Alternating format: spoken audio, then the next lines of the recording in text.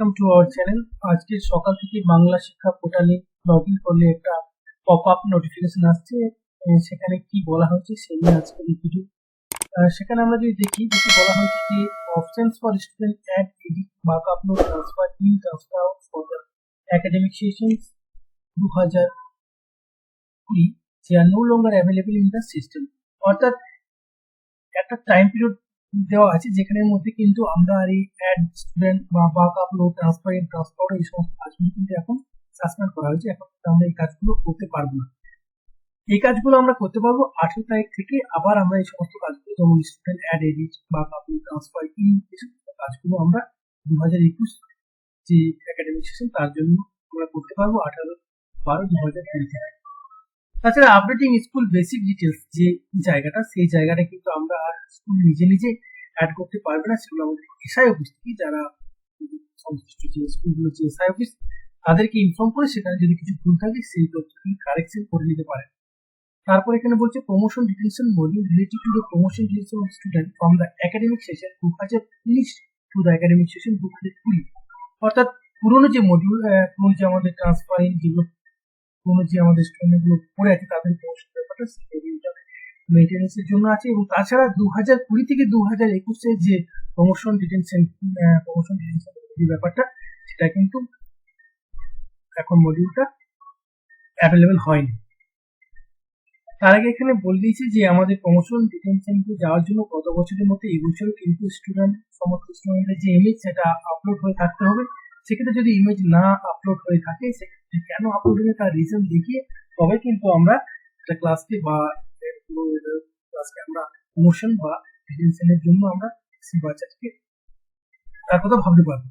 ছবি না আপলোড করলে কিন্তু আমরা তার প্রমোশন বা ডিটেনশন করতে পারবো না। ছবি না আপলোড করলে কি করতে হবে, যেমন আমরা কারণ দেখেছিলাম কেন ছবি আপলোড হচ্ছে না সেই কারণটি দেখাতে হবে। Transfer in will not be possible if the gender is special. অর্থাৎ যদি কোনো বাচ্চার বয়স হয়ে আছে কিন্তু সেই বাচ্চাটি কোনো গার্লস ভুল করে বয়স হয়ে আছে এবং বাচ্চাটি কোনো গার্লস স্কুলে যেগুলো আমাদের গার্লস স্কুল সেই গার্লস স্কুলে অ্যাডমিশন নিতে চাইছে সেখানে কিন্তু সেই বাচ্চাটি ট্রান্সফারিং করা যাবে না কারণ বাচ্চাটির জেন্ডার ভুল হয়ে বয়স হয়ে আছে। সেক্ষেত্রে আমাদের এই সমস্ত যদি কোনো বাচ্চা থেকে থাকে সেই বাচ্চার ইনফরমেশন গুলো কারেকশন করে নিতে হবে। আরেকটা জিনিস ট্রান্সফারিং সংক্রান্ত বলা হয়েছে যে সমস্ত বাচ্চারা ড্রপ বক্সে পড়ে আছে এবং তাদের বাবা মার নাম মিসিং আছে সেই বাচ্চাগুলোকে কিন্তু আমাদের ট্রান্সফার ইন করতে পারবো না। আপডেট স্টুডেন্ট বেসিক ডিটেলস যে লিঙ্ক সেই লিঙ্ক এখনো অ্যাক্টিভ আছে, সেই লিঙ্কের থ্রুতে আপনারা সেটিকে কারেকশন করে নিতে পারেন। কারণ বাবার নাম মায়ের নাম জেন্ডার এই কয়েকটি বিষয় আমি আগের ভিডিওতে বলেছি, এই কয়েকটি বিষয় কিন্তু ট্রান্সফার আউট হয়ে যাওয়ার পরেও যারা পড়ে আছে তাদের ক্ষেত্রে আমরা এই কারেকশনগুলো করে নিতে পারবো। তাছাড়া বাকি যে সমস্ত স্টুডেন্ট আছে তাদের কারেকশনও কিন্তু আমরা এই আপডেট স্টুডেন্ট বেসিক ডিটেলস এর জন্য বেসিক জিনিসগুলো যেগুলো সেগুলো আমরা এই লিঙ্কে ক্লিক করে নিতে পারবো। যারা ট্রান্সফার আউট হয়ে গেছে তাদেরগুলো এবং যারা নর্মাল স্টুডেন্ট যেগুলো আমাদের নর্মাল লিস্টে আছে তাদের ক্ষেত্রেও এই কয়েকটি জিনিস আমরা এই লিঙ্কে ক্লিক করে আপডেট করে নিতে পারবো। এরপর দেখুন ফর টার্মিনাল ক্লাসের ক্ষেত্রে টিসি জেনারেট হবে, একসাথে সমস্ত টিসি জেনারেট হবে। সেক্ষেত্রে যদি আপনার এখানে কিছু ভুল আছে সেই ভুলগুলো যে আমাদের update student basic details link সেই লিঙ্কে গিয়ে কারেকশন করবেন। সেক্ষেত্রে আপনার কারেক্টেড ফর্মের যে নতুন টিসি জেনারেট হবে সেই টিসিটিতে কিন্তু এই ভুলটা থাকবে না কারণ আপনি কারেকশন নিয়েছেন, নতুন টিসি আবার জেনারেট করা যাবে।